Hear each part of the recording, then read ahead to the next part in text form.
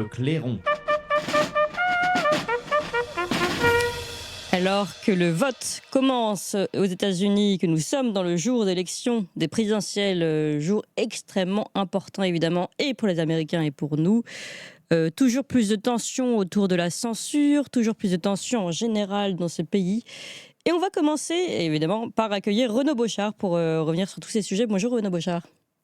Bonjour Clémence. Et merci beaucoup d'être avec nous ce matin, toujours au tout petit matin pour vous. Donc merci infiniment d'être avec nous. Vous êtes, je le rappelle, avocat, chroniqueur Tocsin pour suivre maintenant cette actualité très très chaude américaine. Et je le précise donc, auteur du Substack Les Chroniques Égrégoriennes, et du podcast French Invaders qu'on peut également retrouver sur YouTube. Et je crois sur d'autres plateformes. On mettra tous les liens, évidemment, dans la description de cette chaîne YouTube. Alors, avant de commencer par parler de censure et de votre analyse politique et de ce qui se passe en ce moment, anecdotique ou pas, cette affaire de Peanut l'écureuil qui fait le tour des réseaux sociaux. Et pour rentrer un peu dans le sujet, je vous propose d'écouter une interview du propriétaire de Peanut l'écureuil qui a été intimidé par la police, encore une fois. Finalement, ça fait un peu penser à votre affaire.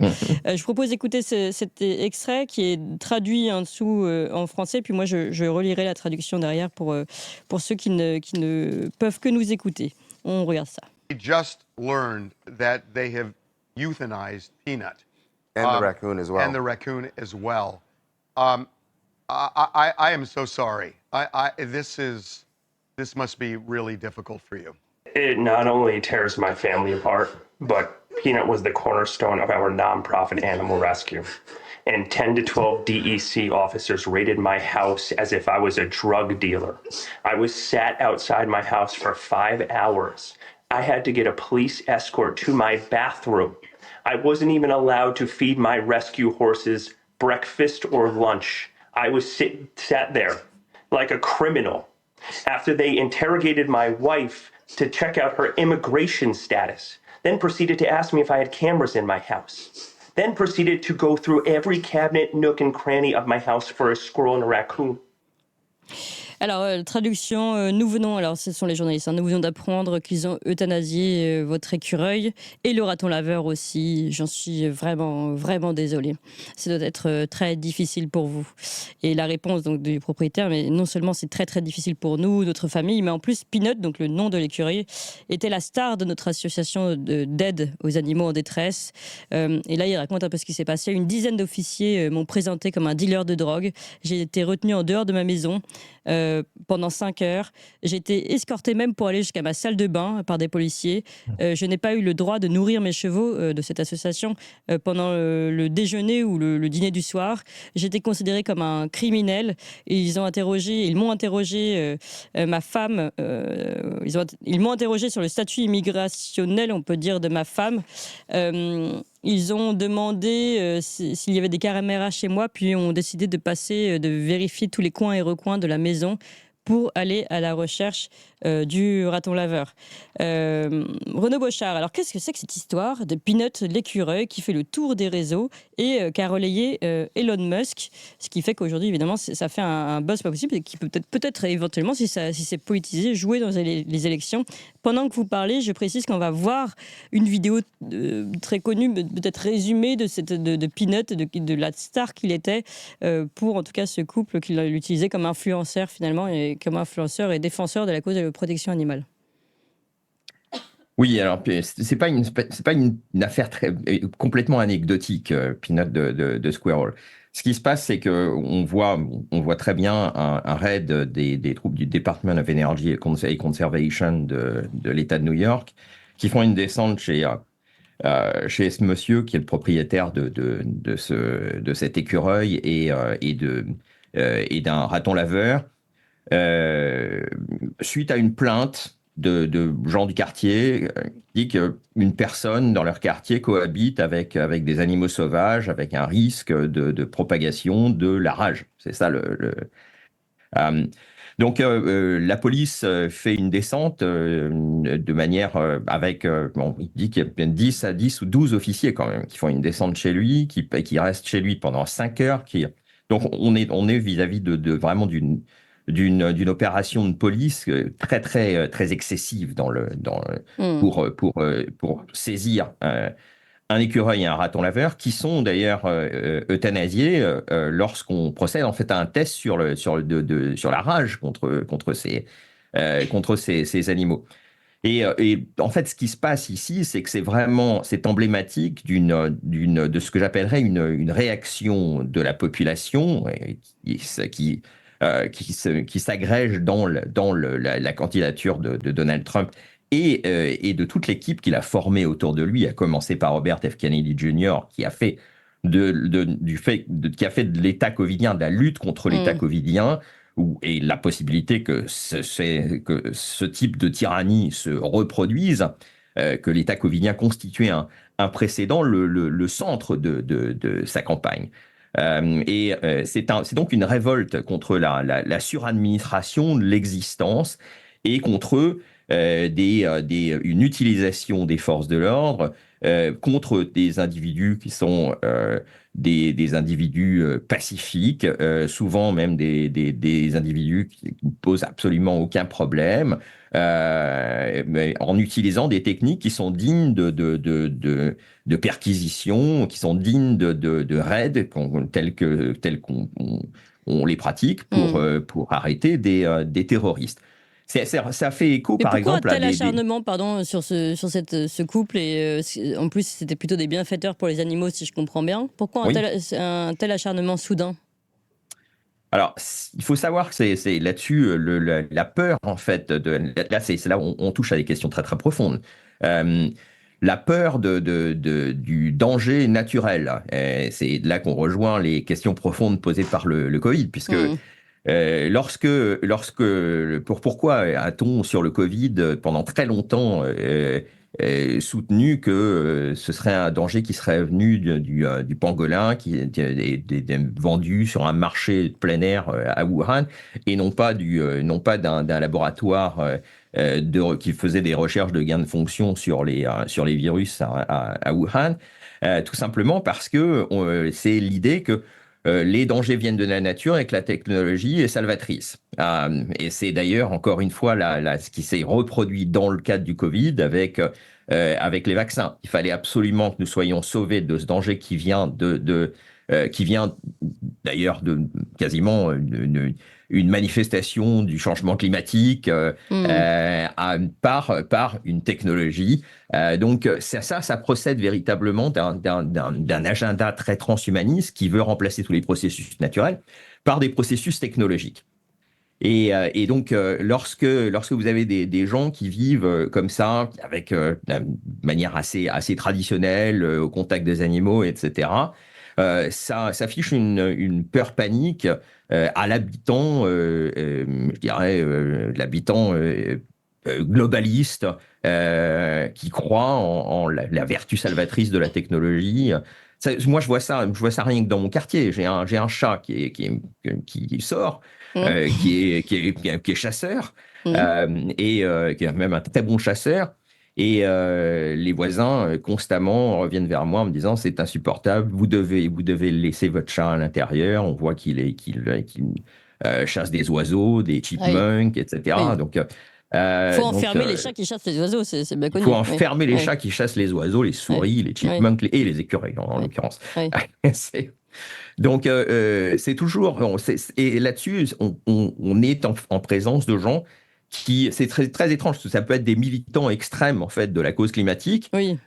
Mais dès que vous les mettez en contact avec la nature, dès qu'ils ont un rapport d'engagement actif avec la nature, tout de suite, c'est la panique.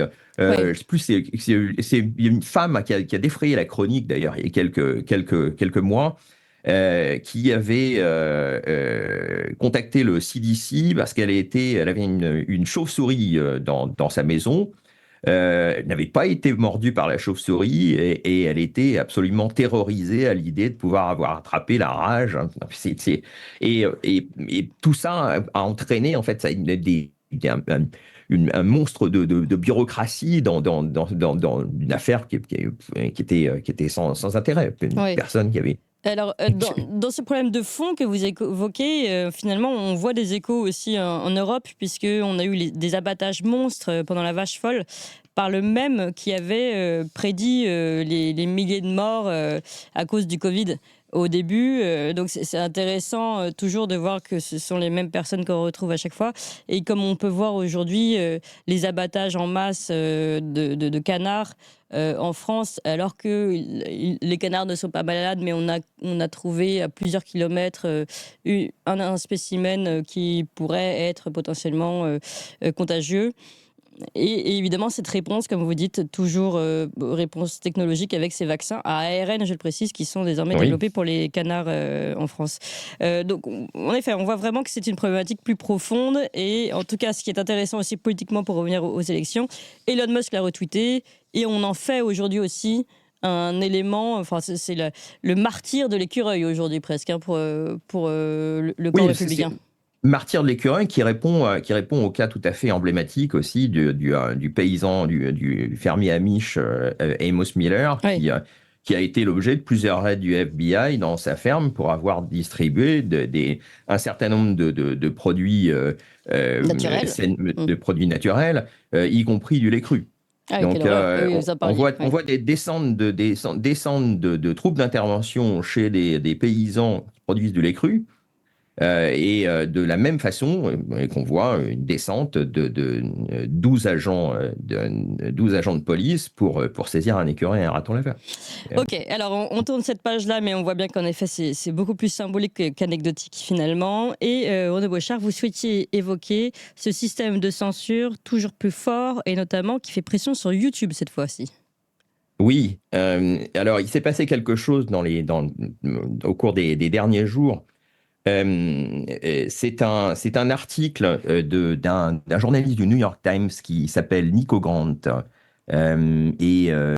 Nico Grant a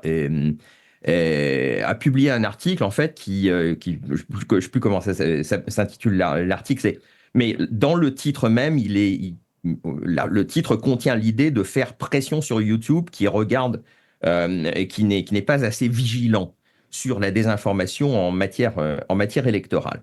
Et ce journaliste du New York Times, Nico Grant, a conclu un partnership avec une organisation partisane. Une organisation, d'ailleurs, c'est dans sa mission, la mission de l'organisation est de lutter contre les éléments de langage des médias conservateurs et des personnalités dans les médias qui seraient affichées comme étant conservatrices. Donc, Nico Grant a joint ses forces avec cet organisme qui s'appelle Media Matters afin de faire pression sur YouTube pour censurer des contenus qui proviennent de 30 diffuseurs conservateurs, et pas des moindres, puisque ça concerne rien de moins que Ben Shapiro et Tucker Carlson, qui sont quand même parmi les personnalités, parmi les journalistes, les plus connus, les conservateurs les plus connus. Enfin, Tucker Carlson, Ouais. c'est la plus grosse audience aux États-Unis. Le Tucker Carlson Show, c'est la plus grosse audience aux États-Unis d'un podcast avec le Joe Rogan Experience. Et l'article, alors on savait que ça venait, cet article de Grant, puisque Grant avait contacté au préalable Tucker Carlson notamment et Ben Shapiro ainsi que tous les autres, les 30 diffuseurs, en leur demandant des justifications et des commentaires sur les 286 vidéos contenant de la désinformation électorale.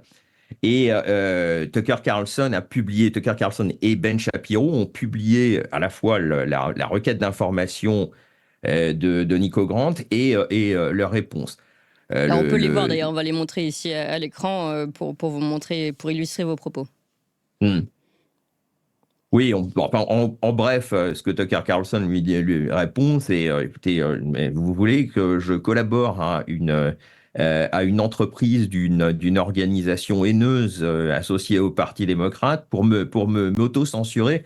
Non, merci. Et en gros, il lui a dit de mentionner bien dans votre article que je vous ai dit d'aller vous faire foutre. C'est sympa. Bonne ambiance. Et c'est donc alors ce qui est intéressant, c'est que en même temps que l'article de Nico Grant dans le New York Times, donc en collaboration avec Media Matters, donc avec cette organisation partisane qui a pour objet de démolir des journalistes conservateurs, vous aviez le Washington Post qui, là, publié aussi un article similaire dont le titre est Elon Musk affirme que les utilisateurs de X combattent les fausses informations gagnent. Et cette fois-ci, le Washington Post s'est lié avec une autre organisation partisane qui s'appelle le Center for Countering Digital Hate, qui est un groupe de défense associé au Parti travailliste britannique. Parti travailliste britannique, d'ailleurs, et Center for Countering Digital Hate, qui se sont illustrés parce qu'ils ont été associés en fait à un effort de faire campagne en faveur de Kamala Harris sur le territoire américain. Ce qui a été d'ailleurs, ce qui pourrait être considéré comme une interférence d'une puissance étrangère, en l'occurrence la Grande-Bretagne, dans les élections américaines. Quand on sait d'où viennent les États-Unis, une interférence de Britanniques dans les élections américaines, c'est tout à fait symbolique. Et là, cette fois-ci, donc le partenariat Washington Post CCDH, qui est Center for Countering Digital Hate, prenait pour cible les community notes sur Twitter, sur X Twitter, qui est une initiative lancée par Elon Musk pour contrer la censure. Alors, bon, apparemment, c'est censé être un système de participation citoyenne où tout le monde peut participer à ces community notes. C'est une initiative participative lancée par Elon Musk. Donc, alors, bien évidemment, on n'a pas aimé les contenus qui sont diffusés sur les community notes. Alors, ce qui est toujours intéressant, c'est que là, dans le cadre du partenariat New York Times Media Matters, il relevait 286 incidents de désinformation électorale. Et là, cette fois-ci, on relevait 283 publications contenant des affirmations électorales identifiées comme fausses ou trompeuses par des organisations indépendantes, je mets indépendantes entre guillemets, de fact-checking. Donc, tout ça, ce que sont CCDH et Media Matters, je le rappelle, ce sont des organisations de fact-checking, des organisations partisanes de fact-checking. Oui, c'est intéressant déjà comme concept. C'est tout à fait intéressant. Donc, je rappelle, même le New York Times, d'ailleurs, sur Media Matters, l'admet d'ailleurs que Media Matters est une organisation partisane. Et là, ce procédé, il consiste en fait, mais là, c'est là qu'on touche à quelque chose. C'est pour ça que c'est très important et que c'est particulièrement important, parce qu'il n'y a pas de... Il n'y a pas de lien, il n'y a pas véritablement de déclencheur dans l'actualité, il n'y a pas qui ait pu provoquer ces partenariats et la sortie de ces articles quelques jours avant l'élection, si ce n'est effectivement de faire pression sur YouTube afin que YouTube déplateforme des gens comme Tucker Carlson. Quand on sait que des élections comme des élections dans le Michigan ou en Pennsylvanie peuvent se jouer à quelques dizaines de milliers de voix, effectivement, censurer des gens comme Tucker Carlson, ça peut avoir un tel effet. Et ce procédé donc qui est utilisé, il faut bien le décrire. C'est pas la première fois que ça se produit. C'est maintenant c'est un procédé très très bien huilé. De ce que j'appellerais le complexe de lutte contre la désinformation, qu'on peut appeler aussi un complexe de censure industrielle. Pardon. Donc ce procédé, il consiste à établir un partenariat entre un groupe allié au Parti démocrate, une organisation de fact-checking partisane, comme CCDH et Media Matters, qui produit un rapport, je mets le rapport entre guillemets, rapport indépendant, oui, documentant un nombre pseudo-scientifique d'incidents de désinformation, qui doit toujours d'ailleurs être dans la fourchette de 280. Puis il transmet ce chiffre alarmant à un média grand public politiquement favorable au Parti démocrate, donc le New York Times et Washington Post, voire le Financial Times, comme ça s'est passé dans des affaires similaires. qui publie ces nouveaux faits tout en faisant pression publiquement et en privé sur les plateformes pour retirer les contenus incriminés. Donc, voilà et Matt Taibbi a appelé ça le journalisme de responsabilisation. Ouais. Alors, Renaud Journalisme Bochart, de Bon, pardon, je suis désolée, mais comme il nous reste très peu de temps, 2 minutes, même pas pour conclure, quelle est selon vous, là, vous avez bien illustré tout ça, la conclusion et surtout l'inquiétude pour ce qui va arriver, c'est-à-dire les élections? La conclusion d'abord, premièrement, c'est qu'on voit se développer du fact-checking, non plus simplement de faits, mais D'opinion. D'opinion. Et ça, c'est vraiment un problème. Et ce qu'on voit très très bien, c'est que au cœur de l'élection qui est en train de se jouer, c'est la possibilité d'une expression libre, beaucoup plus que les enjeux de fond de la campagne, qui sont l'immigration, qui sont l'inflation, qui sont la guerre éternelle. Le cœur de l'agenda du Parti démocrate, ou de ce que j'appellerais le parti unique, est la lutte contre la désinformation, la possibilité de s'exprimer librement et spontanément sur un quelconque média, voire même dans des conversations privées. Et c'est ça qui est au cœur. On voit, c'est le complexe de lutte contre la désinformation, c'est tout à fait essentiel. On voit que même si on considère la question de la désinformation, la question de la fraude électorale, on voit très très bien que l'enjeu majeur, c'est pour les partis démocrates, c'est de censurer toute information qui viendrait jeter le moindre doute sur l'intégrité du processus électoral, ainsi qu'un certain nombre d'autres questions. Et pourtant, Dieu sait qu'il y a des sujets là-dessus. Merci beaucoup, Renaud Bochart. C'était très clair et beaucoup d'éléments. Merci encore, franchement, d'être avec nous, toujours au milieu de la nuit pour vous, et toujours avec ces informations si riches et différentes de ce qu'on peut entendre ailleurs, d'autres chroniqueurs sur les plateaux télé. Merci beaucoup, Renaud Bochart. Et puis, on vous retrouve demain pour l'émission spéciale des élections américaines. Je rappelle que vous êtes notre chroniqueur Toxin, avocat, auteur du Substack Chroniques Grégoriennes et du podcast French Invaders. Tout ça sera mis en lien, évidemment, en dessous de cette vidéo. Merci encore. Merci beaucoup, Clémence.